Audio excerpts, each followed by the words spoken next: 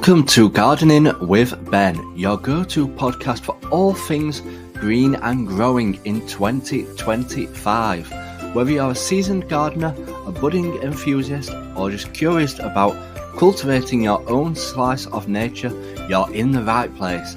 Join me, Ben, as we explore practical tips, inspiring stories, and the latest trends in gardening to make your outdoor space bloom with life. From allotment adventures to wildlife-friendly gardening, I'm here to help you grow your passion and reap the rewards. So grab your gloves, roll up your sleeves, and let's get started on this year's gardening journey. Hey everyone, and welcome back to Gardening with Ben. After a short little break from these podcasts, but we are back now, back with new episodes for you to listen to. And wow, has it been chilly this week? Have you had the snow where you are? Well, it snowed early last week and it's stuck around where I am. It's still here. The temperature's not risen above zero this week. It's been absolutely Baltic. We just need it to warm up and to get rid of all this snow and ice, what's left around where we are. If you've not listened to my previous podcast, go and listen to that one, because that one's talking about all the things that we can sow in January, obviously depending on the weather. But today's episode, we're going to be talking all about what you can do in the garden in January, obviously depending on the weather as well.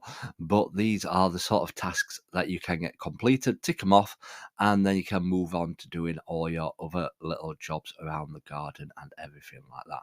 And I just want to say a big welcome to all the new listeners out there, as we are pushing this podcast out a lot more at the moment. So hopefully we're getting a lot more people listening. And if you're not following this podcast, click the follow button and the bell, and you'll get notified when new podcasts come up. So yeah, today we're going to be talking about all the jobs which you can do in the garden in January, depending on the weather. Like, we've got a lot of our jobs completed already before this Baltic weather came.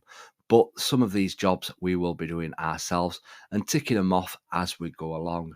And in these podcasts, we talk about my gardening journey, what I'm doing, what I'm getting up to, what I'm sowing, and what we are getting completed down on the allotment every time we go. So first off, we're going to talk about what we can do in the vegetable garden this month. Obviously, we've not got many vegetables growing at this time of year, but we've got a few things what can be grown. First off is peas. If you're growing some early peas, cover the ground to warm it up before sowing, unless you are sowing them in pots beforehand. And I've grown my peas in the ground many years, and I've had good crops, but now we've got loads of squirrels living where we are down on our allotment. Not that I don't like them. I love seeing the squirrels down there, but obviously they're a pest and they'll like dig up all the food and eat them all. And obviously, because there's not much food around at the moment, they'll pinch a lot of them like the rats and the mice will. So sometimes it's better to grow stuff in pots, get them strong enough, and then plant them out when they're big enough, and then they won't get disturbed as much. Parsnips, if you've grown parsnips last year, now is the perfect time to be digging them up. This cold weather, the frozen ground, the snow on the ground gives them a better taste. So always wait until we've had a frost before digging up your parsnips. Potatoes, if you're growing these in the greenhouse or polytunnel, which you can do through the winter periods, you can't grow them outside because it's too cold, but you can grow them in the greenhouse and polytunnel. Make sure they're kept warm with a heater, or use a fleece to protect them from the cold nights in January. Now, it'd need a lot of power to keep it warm at the moment. It's absolutely Baltic out there. But yeah, we grow ours as we're ready for harvesting at Christmas time. We've not got any potatoes growing at this time of year. What jobs can you do in your fruit garden this month? Now, this is the perfect time to be doing all your pruning of your fruit trees while the plants are dormant, while they're not growing the buds, and while they are hibernating for the winter. So like your apple trees, your black currants, your gooseberries, your pear trees, your red currants, make sure you prune them all, shape them all up, make sure there's plenty of room for the air to get around and get ready. But don't prune anything that's got a stone inside. So, for example, your plums, your cherries, your apricots, your peaches, don't prune them at this time of year. You're meant to prune them around middle of springtime, end of springtime, as they can get silver leaf if you prune them at this time of year. They don't cope well with being pruned in the wintertime. Rhubarb plants. If you're wanting to grow early rhubarb, why not try forcing it to get early crops? I also like to sprinkle chicken pellet manure around the crowns to help feed it for the year ahead. But obviously, don't put it on the crowns because it can burn them as well. My rhubarb up to the other week was growing really well. It was growing already, and it shouldn't be growing yet. It shouldn't be waking up until March time, but it was growing. But it'll all be dead again now with all this cold weather. It will have gone back to sleep, and it'll start growing again in March time. So, general fruit garden jobs. Check the stakes, supports, wires you use in your garden, replace any that you need to. If any fruit tree or bush has had to cut it all down below soil level or get it out if possible. Carry on planting fruit trees and bushes this month as long as the ground is workable to do it. What jobs need doing in the flower garden at this time of year? Well, again, there's not many flowers growing at this time of year, but the sort of jobs that you can do are pansies, any flowers that have died, these can be deheaded to encourage new growth. Roses, if you've not pruned your roses yet, this can still be done this month while the rose bush is dormant. So that is all the jobs which need doing in January. There's not many jobs.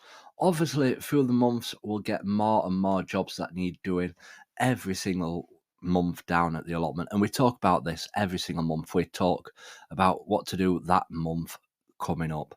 So one of the main things that I like to do during the winter period is to make sure I feed the birds, as like this sort of weather, the ground is rock hard, they can't get the worms out, there's not many berries around, everything's hidden by snow or frost, there's not much around, so make sure you do keep feeding your birds on a regular basis. Now, I've got some bird feeders and the squirrels eat loads out of them, unfortunately. So I'm going to be investing in some new squirrel-proof bird feeders over the coming months. So watch out for me sharing posts on that. But obviously they're quite a bit more expensive because they're made out of metal and they've got a metal frame around them to stop the squirrels from being able to get to them. So hopefully, obviously it's quite a bit of money expense to buy, but it's a good investment because the seed won't be going down as fast. So in the long run, and hopefully fingers crossed they'll last forever, well, they'll last a long time. So we're going to be doing that, and it's a big bird watch coming up pretty soon as well. So if you've not checked that out, check it out online, the big bird watch, and help see how many birds are coming to your gardens and your allotments, and add them up and send them in. And it's to help calculate what birds we've got and how many species we've got out there. So it's all good fun and good fun to do with the family as well. So if you've not got a bird feeder in your garden, you don't have to go out and buy loads of bird feeders or stuff like that. Just buy one, get some seed up and feed them birds, and encourage your blue tits, your robins, your blackbirds, encourage them to your garden. But obviously they can attract rats and mice and stuff like that, so don't put them anywhere where you don't want to attract vermin to your plot.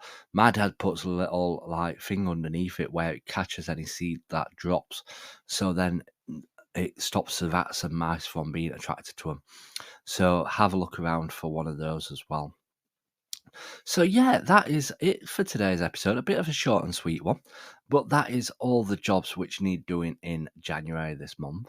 Tomorrow we're going to be giving you an update on how things are growing at home. Obviously, I'm growing things at home at the moment. I'm trying to give it a head start. I'm not growing loads of things. I'm growing a few things. So make sure you tune in to tomorrow's episode. Find out what I'm growing at home and get a little sneak preview. But yeah, I hope you've enjoyed today's podcast. Again, if you're new to this podcast, make sure you click the follow button. Make sure you click the bell and you'll get notified when the podcasts come up. This one's later than usual in the day, but they usually come up around 7 o'clock in the morning. So you've got plenty of time to listen to them on the way to work, or when you're having your morning brew, or walking your dog, or down at the garden. So we'll hopefully see you all tomorrow in tomorrow's podcast, everyone. Remember, keep smiling, keep shining, and keep gardening with Ben, everyone. Thanks for tuning in to today's episode of Gardening with Ben. I hope you've enjoyed our chat and picked up some tips to help your garden and allotment thrive. Don't forget to stay connected with me on all social media for even more gardening inspiration, updates and behind the scenes content. You can find me on Facebook, Instagram and YouTube. Just search Gardening with Ben. Hit that follow button or subscribe button and join our growing community of garden lovers. Until next time, everyone, remember, keep smiling, keep shining, and keep gardening with Ben.